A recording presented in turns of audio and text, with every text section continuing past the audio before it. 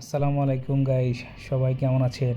গতকালকে আমাদের অফিসে ইফতার পার্টির আয়োজন করা হয়েছিল।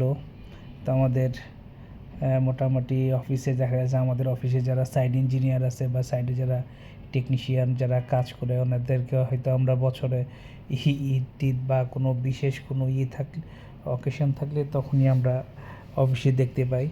তাছাড়া আসলে আমাদের সাইডে যারা থাকে ওনারা অফিসে তেমন একটা আসে না।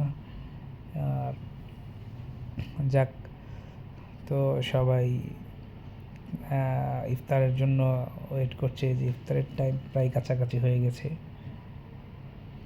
এখানে আপনার ফুড ডিস্ট্রিবিউশনের জন্য কাজ চলতেছে, লোকজন আসতেছে।